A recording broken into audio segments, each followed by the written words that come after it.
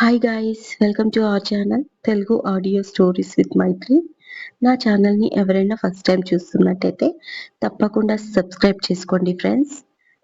ఇప్పటివరకు నా ఛానల్లో 2 సీరియల్స్ కంప్లీట్ అయ్యాయండి. ముఖ్యంగా ఎంత బావైతే మాత్రం అనే సీరియల్కి చాలా మంచి రెస్పాన్స్ వచ్చింది. దానికి సంబంధించిన లింక్స్ అన్నీ నేను నా ఛానల్లో పెట్టానండి డిస్క్రిప్షన్లో. మీరు అక్కడికి వెళ్ళి వినొచ్చు. అండ్ ఇవన్నీ నా ఓన్ స్టోరీస్ అండి, నేను రాసుకున్నవి.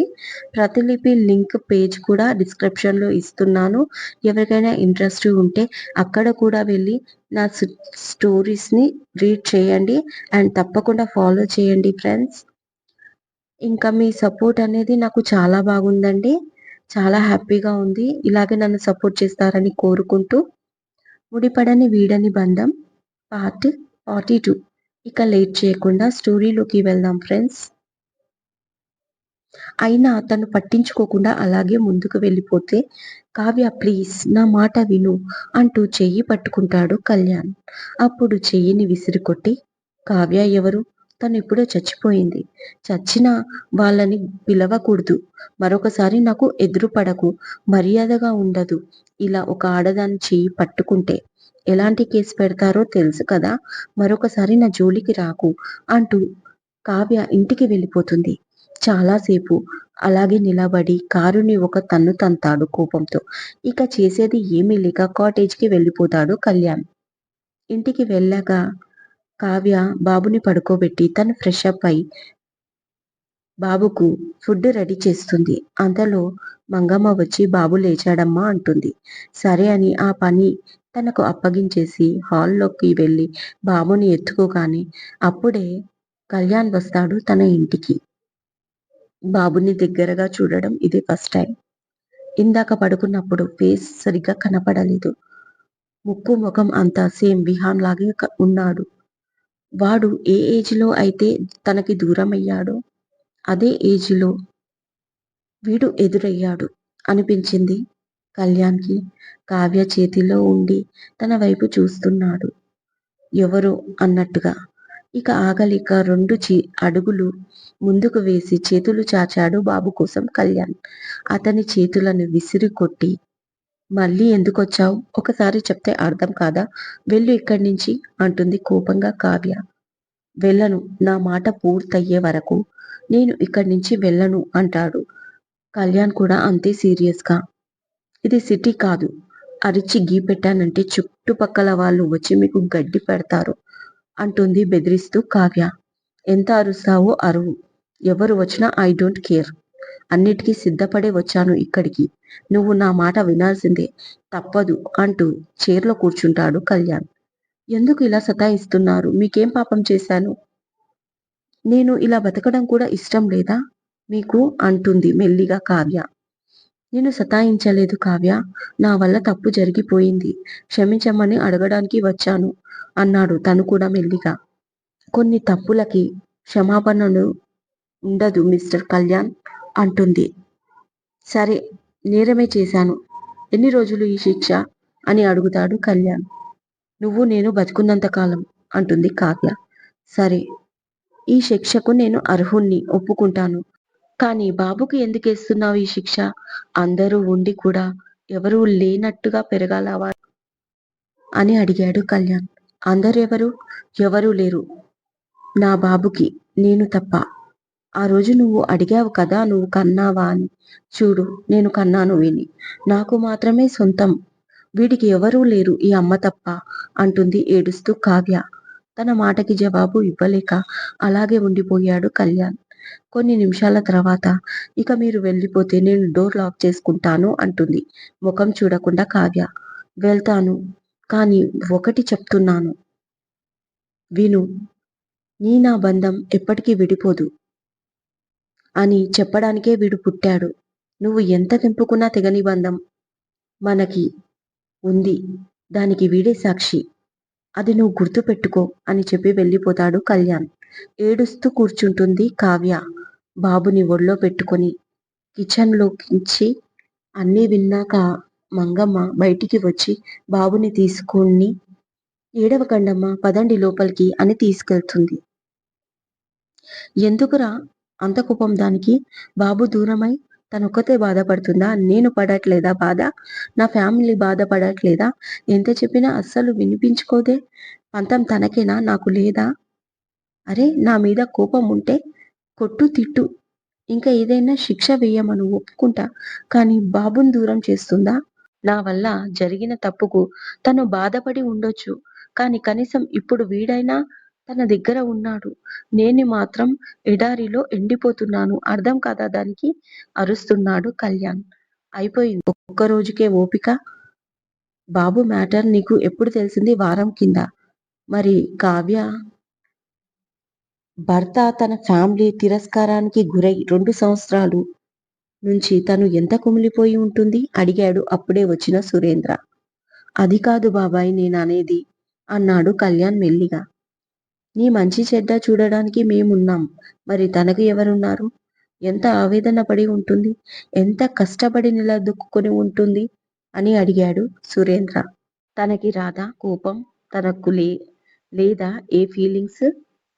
ఆ రోజు నీకు భార్య అక్కర్లేదు. కానీ ఇవాళ నీకు భార్య కావాలి. అంతా నీ ఇష్టమేనా? తనకుండదా ఏ ఇష్టం? చూడు నాన్న ఎప్పుడైనా భార్యాభర్తలు ఇద్దరూ సమానమే. ఒక్కరు ఎక్కువ కాదు, మరొకరు తక్కువ కాదు. అలా ఇద్దరు ఆలోచించినప్పుడే సంసారం సజావుగా సాగుతుంది. తప్పులు ఎవరు చెయ్యరు. కష్టాలనేటివి దేవుళ్ళకు కూడా తప్పలేదు. మనమెంత ఇప్పటికైనా మించిపోయింది ఏమీ లేదు. ఒకరు కోపంగా ఉంటే ఒకరు తగ్గండి. అప్పుడు నీ కోపాన్ని తను భరించింది. ఇప్పుడు నువ్వు తన కోపాన్ని భరించాలి. తప్పదు అన్నాడు సురేంద్ర. సురేంద్ర మాటలు విని ఆలోచనలో పడతాడు కళ్యాణ్. కావ్య అని పిలుస్తాడు శరత్. స్కూల్‌కి వెళ్తున్న కావ్యని. వాయిస్ గుర్తుపట్టి వెనక్కి తిరిగి మెల్లిగా కావ్య బాబుని ఎత్తుకొని తడి కన్నులతో సైలెంట్‌గా చూస్తుంది నిలబడి. సారీరా నిన్ను ఇబ్బంది పెట్టాలని రాలేదు అన్నాడు శరత్. పర్లేదు శరత్ ఇబ్బందులు నాకు అలవాటైపోయాయి చెప్పు అంటుంది కావ్య. వాడు నీకో మాట చెప్పమన్నాడు అన్నాడు. ఏంటది కోపంగా చూస్తూ అడుగుతుంది. బాబు విషయంలో నిన్ను భయపడొద్దని, నీ పర్మిషన్ లేకుండా బాబుని టచ్ చెయ్యనని చెప్పమన్నాడు. ఇంకో విషయం ఏంటంటే ఈరోజు ఈవినింగ్ మేం వెళ్ళిపోతున్నాం అన్నాడు శరత్. థాంక్స్ శరత్ చాలా మంచి నిర్ణయం. ఆయనకు ఎప్పటికీ రుణపడి ఉంటానని చెప్పు అంటూ తిరిగి చూడకుండా వెళ్ళిపోతుంది కావ్య. నిన్ను ఈ జన్మలో వదలని అనుకుంటాడు పక్కనుంచి వచ్చిన కళ్యాణ్. ఏంట్రా మామ ఇది అని అడుగుతాడు శరత్. నీ యబ్బ అనవసరంగా సాయంత్రం వెళ్తున్నానని సెంటిమెంట్ చిలకరించావు. అది ఒప్పుకుందా చూడు ఎంత యాటిట్యూడ్ చూపిస్తుందో అన్నాడు కళ్యాణ్ కోపంగా. ఏమోరా నువ్వు వెళ్ళిపోతున్నావంటే తన మనసు ద్రవిస్తుందేమో, నువ్వు కావాలి అంటూ వస్తుందేమో అనుకున్నాను. భూదేవిలా ఉన్న మన కావ్య పూలందేవిలా మారిపోయింది అన్నాడు శరత్ అమాయకంగా. దాన్ని మన దారికి ఎలా తెచ్చుకోవాలో నాకు తెలుసు పద అని శరత్ని తీసుకొని వెళ్ళిపోతాడు కళ్యాణ్. ఏంటి ఆ బాబు చనిపోయాడా? ఆశ్చర్యంగా అడిగింది సాహితి శారదమని. అవును. ఆ తర్వాత మన కావ్య ఎటో వెళ్ళిపోయింది. ఇప్పటి వరకు తన జాడ లేదు అని సాహితీ వెళ్ళిపోయిన తర్వాత జరిగిందంతా చెప్పింది శారదమ్మ. ఎందుకో మనసు మెలిపెట్టినట్టుగా అనిపించింది. వదిలేసి వెళ్ళిపోయినప్పుడు కూడా లేని బాధ మొదటిసారి బాబు విషయంలో కలిగింది సాహితీకి. ఏమైంది? ఏడుపు మొదలుపెట్టారు అంటూ వచ్చాడు నారాయణ. ఏమీ లేదండి అంది భయపడుతూ శారద. ఇదిగో బత్తాయి పళ్ళు తెచ్చాను. పాపకి జ్యూస్ చేసి ఇవ్వు అంటాడు. అవి చేతిలోకి తీసుకోగానే అక్కడే కూర్చున్న శారదని కోపంగా చూస్తాడు. దాంతో తను వంటింట్లోకి వెళ్ళిపోతుంది. అప్పుడు సాహితీ పక్కన కూర్చొని ఆమె తల నిమురుతూ ఏం జరిగింది అసలు? ఎందుకు నువ్వు సూసైడ్ చేసుకోవాలనుకున్నావు చెప్పు కన్నా. నీకు నేనున్నా చెప్పు ఏం జరిగింది? అంటాడు ప్రేమగా నారాయణ. అంతే ఏడుస్తూ నారాయణను చుట్టేసుకొని జరిగిందంతా చెప్తుంది సాహితి. ఆ రోజు సాహితిని కొట్టాక తన రూంలోకి వెళ్ళిపోతుంది. బయటికి వెళ్ళిన కుందన్ మళ్ళీ రూంలోకి వస్తాడు నైట్‌కి. అప్పటికి తన బట్టలన్నీ సర్దేసుకొని రెడీగా ఉంటుంది ఇంట్లోంచి వెళ్ళిపోవడానికి. వెళ్ళడానికి వీల్లేదు అంటాడు కుందన్. లేదు ఇంట్లో పని మనిషిని అయిపోయాను. నీ భార్య స్థానం నాకు లేదు. నన్ను మనిషిగా నువ్వు చూడట్లేదు. నేను వెళ్ళిపోతాను అంటుంది. అలాంటిది ఏమీ లేదు. తప్పు మన వైపు ఉంది. ఒక్క విషయంలో కాదు, 2 విషయాలలో. పైగా మా అత్తని మాటలు తిట్టి, మూడో తప్పు చేశావు. అందుకే కొట్టాల్సి వచ్చింది అన్నాడు కుందన్. నేను ఏ తప్పు చేయలేదు. ఈ 3 తప్పులకు కూడా కారణాలున్నాయి. అలాంటప్పుడు తప్పెలా అవుతుంది అని ఎదురు మాట్లాడుతుంది. ఈ ఆవేశమే తగ్గించుకోమని చెప్పాను అంటాడు కుందన్. ఎందుకు తగ్గించుకోవాలి? నేను తగ్గించుకోను. నేను నాలానే ఉంటాను. ఇంకో విషయం, నేను వెళ్ళిపోతున్నాను. వస్తే నువ్వు రా, లేకపోతే లేదు అంటుంది ఆవేశంగా సాహితి. వెళ్ళిపోతే పో, నేను మాత్రం రాను. కానీ ఒక్కసారి వెళ్ళాక తిరిగి రావడం అనేది ఉండదు. మన రిలేషన్ ఇక్కడితో అయిపోతుంది. అయి తర్వాత నీ ఇష్టం అంటూ వాష్‌రూమ్‌లోకి వెళ్ళిపోతాడు. కుందన్ తనకు అనుకూలంగా మాట్లాడలేదు. ఇక వెళ్ళిపోతే తిరిగి రావద్దని అంటున్నాడు అన్న కోపంతో ఆవేశం తట్టుకోలేక పక్కనే ఉన్న బెగాన్ స్ప్రే తీసుకొని గ్లాస్‌లో స్ప్రే చేసుకొని తాగేస్తుంది సాహితి. వాష్‌రూమ్‌లో ఫ్రెష్ అప్ అయి బయటికి వచ్చినప్పుడు ఏదో స్మెల్ వస్తుంది. ఏంటి అసలు అని చూస్తాడు. పక్కన గ్లాస్ చూసేసరికి విషయం అర్థమై సాహితిని లేపి అడుగుతాడు. ఏం చేశావని? ఎలాగో నా మాట వినవు కదా! అందుకే విషం తాగావు అంటుంది. వెంటనే తనని మరొక చెంపదెబ్బ కొట్టి ఇంట్లో వాళ్ళకి విషయం చెప్పి బలవంతంగా హాస్పిటల్‌కి తీసుకెళ్తాడు. దారి మధ్యలో స్పృహ తప్పి పడిపోతుంది సాహితి. జరిగిందంతా చెప్పుకొని ఏడుస్తుంది. ఈ విషయం అక్కడే చెప్పి ఉండొచ్చు. నేను కుందన్‌తో మాట్లాడేవాణ్ణి కదా! అని అంటాడు నారాయణ. లేదు నాన్న, ఆ ఇంట్లో ఉన్నన్ని రోజులు కుందన్ నా మాట వినడు అంటుంది సాహితి. మరి ఏం చేద్దాం అని అడిగాడు నారాయణ. అదే నేను ఆలోచిస్తున్నాను నాన్న అంటుంది సాహితి. ఆలోచించడానికి ఏమీ లేదు. అంతా నేను సెట్ చేస్తా. నువ్వు కుందన్‌కి ఫోన్ చేసి చాలా నార్మల్‌గా మాట్లాడు. నీ మాట వింటున్నాడు అనిపించగానే ఒక్కసారి వచ్చి పొమ్మను. కుందన్ వచ్చాక అతన్ని ఎలా బ్రెయిన్ వాష్ చేయాలో నాకు తెలుసు. సరేనా? నువ్వు ఎక్కువ ఆలోచించకు. ఇక నువ్వు ఎక్కడికి వెళ్ళనవసరం లేదు అంటాడు నారాయణ. చాటుగా వాళ్ళ మాటలు విన్న శారద ఎంతైనా కన్న తండ్రి కదా! తన బిడ్డ సంసారం పాడవుతుండలేదు. కానీ నా కూతురు తన కళ్ళకు ఆడపిల్లలా కనిపించలేదు అనుకుంటూ తనలో తానే కుమిలిపోతుంది. వారం రోజుల నుంచి ఎలాంటి డిస్టర్బెన్స్ లేకుండా హాయిగా గడిచిపోతున్నాయి రోజులు కావ్యకి. బాబుని కూడా ఇంట్లో ఉంచి వెళ్తుంది స్కూల్‌కి. మళ్ళీ ఎక్కడా కనిపించలేదు కళ్యాణ్, శరత్, సురేంద్ర. హ్యాపీగా అనిపించింది పైకి. కానీ ఓ రోజు సాయంత్రం బాబుని ఒడిలో కూర్చోబెట్టుకొని, ఇక పైన మనకి ఎవరూ లేరు నాన్న. మన లైఫ్‌లో నాకు నువ్వు, నీకు నేనేరా అనుకుంది మౌనంగా కావ్య. తనకి తెలియకుండానే తన కళ్ళల్లోంచి వాటరొచ్చేసింది. ఏమైంది గాయత్రమ్మ? 3 రోజుల నుంచి చూస్తున్నా. అసలు హుషారుగా లేవు. ఒంట్లో బాలేదా?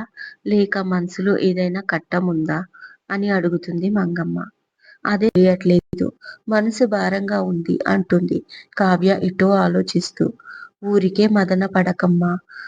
మీ మంచి మనసుకు అంతా మంచి జరుగుతుంది. చీకటి పడింది లోపలికి రండి అంటూ లోపలికి తీసుకెళ్ళింది మంగమ్మ కావ్యని. బాయ్ కన్నయ్య అంటుంది కావ్య. మంగమ్మ బాబుని ఎత్తుకొని గేట్ దగ్గర నిలబడింది. కావ్య స్కూల్‌కి వెళ్తూ వాళ్ళ ఇంటి పక్కనే ఉన్న కొత్తగా కట్టిన ఇల్లు గృహప్రవేశం జరిగి వారం రోజులవుతుంది. కానీ వాళ్ళు ఖాళీ చేస్తూ ఉండడంతో చూస్తుంది కావ్య. ఏంటి మంగమ్మ, వాళ్ళు ఎక్కడికి వెళ్తున్నారు? అని అడుగుతుంది. ఏమో అమ్మా! ఇల్లు అమ్ముడుపోయిందంట. పట్నం వెళ్తున్నామని సంబరంగా చెప్పింది ఆ ముత్యాలు భార్య అంటుంది మంగమ్మ.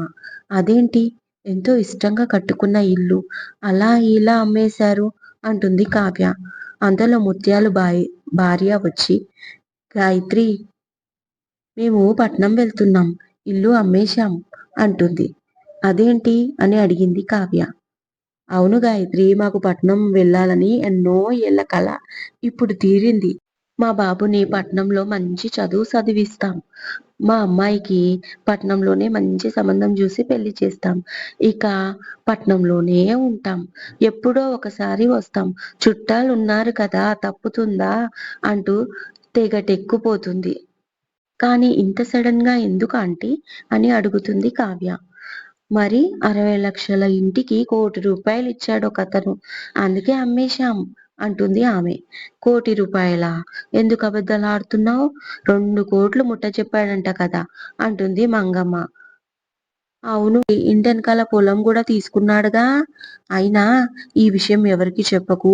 దిష్టి తాకుతుంది మాకు అంటుంది ఆమె. అవును మరి. మీరు వెళ్ళాక దిష్టి బస్సు చార్జీలు పెట్టుకొని మరీ వస్తుంది మీ వెనక అంటుంది మంగమ్మ. ఇదండి ఇవాళటి ఎపిసోడ్. ఈ ఎపిసోడ్ మీకు నచ్చినట్టు అయితే తప్పకుండా లైక్ చేయండి, షేర్ చేయండి అండ్ సబ్స్క్రైబ్ చేసుకోండి ఫ్రెండ్స్. మరొక మంచి ఎపిసోడ్‌తో మీ ముందు ఉంటాను. మైత్రి.